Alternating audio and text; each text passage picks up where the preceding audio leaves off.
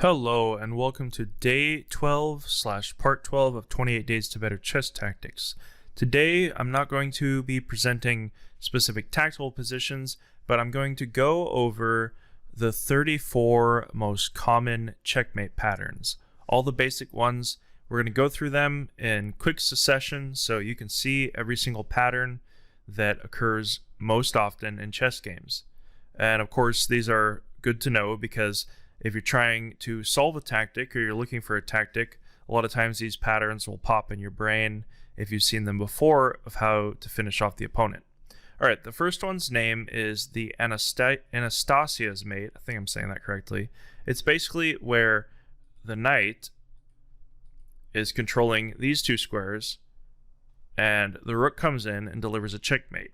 Now, I'm simplifying all these positions just so you get the basic pattern. But a lot of times this will occur when the queen sacrifices itself on this square, the king takes it, and then the rook comes in, and because these squares are covered, it's checkmate. Alright, moving on to position 2. This checkmate is known as Anderssen's mate, and it's where the pawn supports a rook checkmate along the last file or rank, depending on where the king is. And it goes like rook to h8 checkmate. As you see, of course, the pawn has to be supported either by a piece, and here it's the king, but this is the pattern that you'll see frequently when you're playing an endgame. Here's one of my favorite checkmating patterns, and it's called the Arabian mate.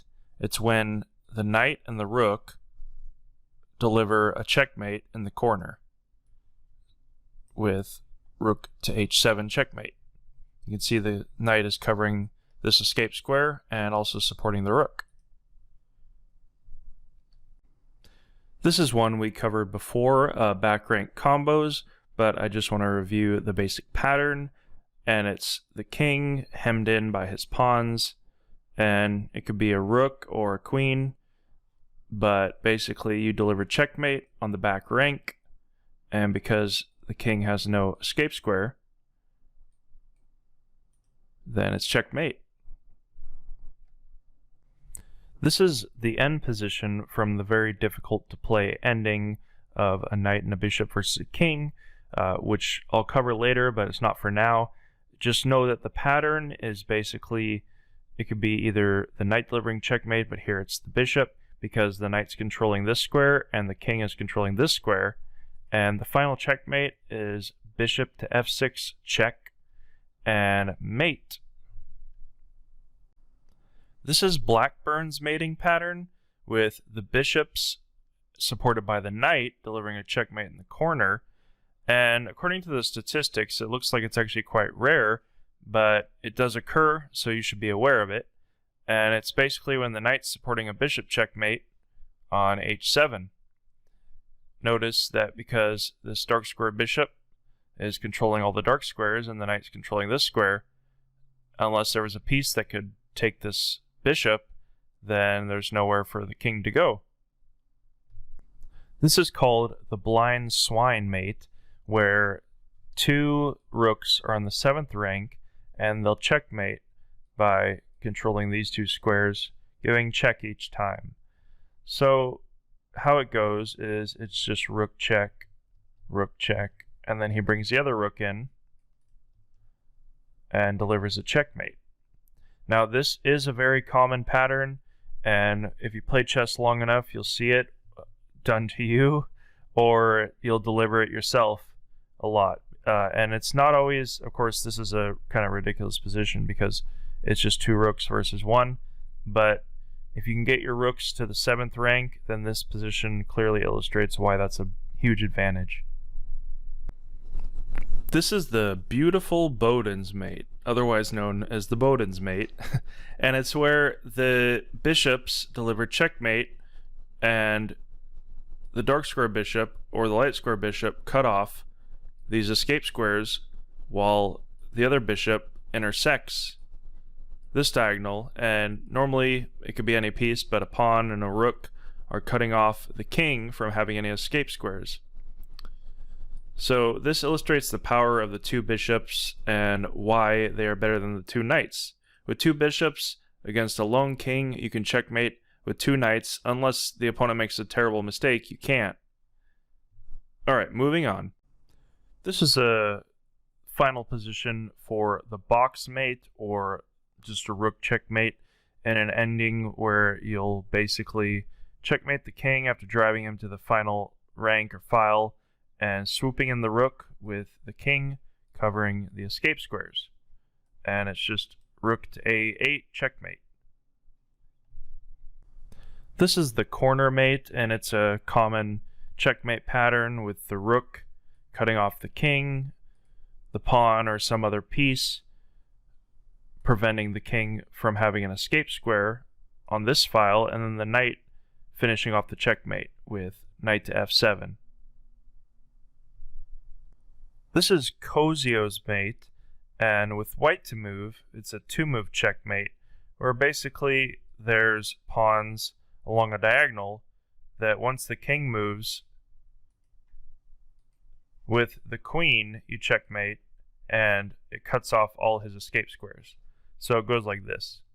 Queen to h6, and now the king is forced to step forward, and we deliver checkmate on h2.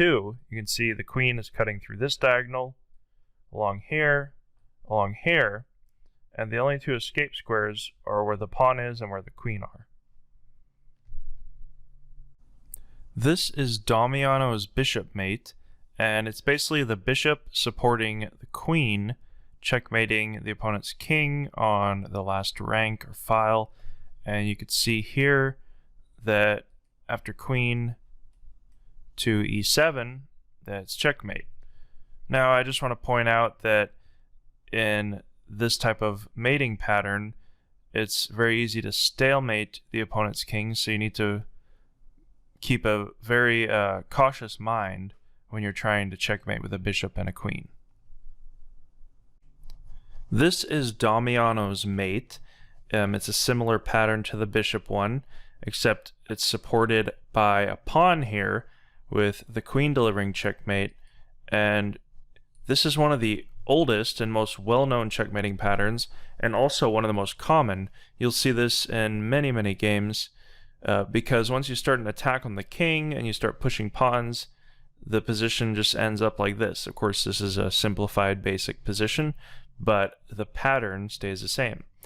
And the checkmate happens when queen to h7, and because the rook is stopping the black king from escaping, it's checkmate.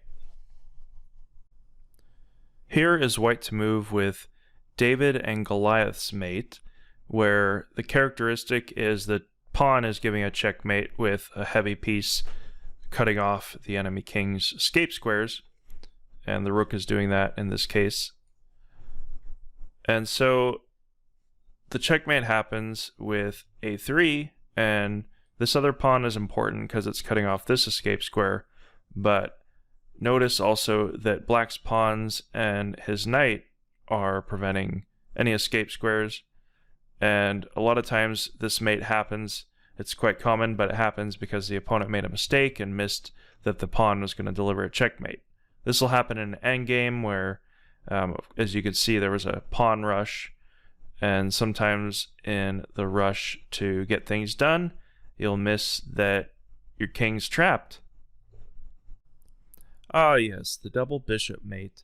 Now here you can see that black is already in checkmate, but if we go back one move, you can see that the defining feature of this is that the two bishops are checkmating the king, with one bishop cutting off an escape square and the other delivering the checkmate.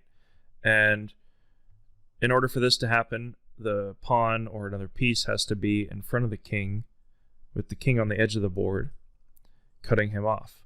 And of course, the white king could be there instead, and this is a common checkmating pattern other than the bishop and knight mate, and it's a little easier, but it's still one that you need to be aware of. Here is the dovetail mate.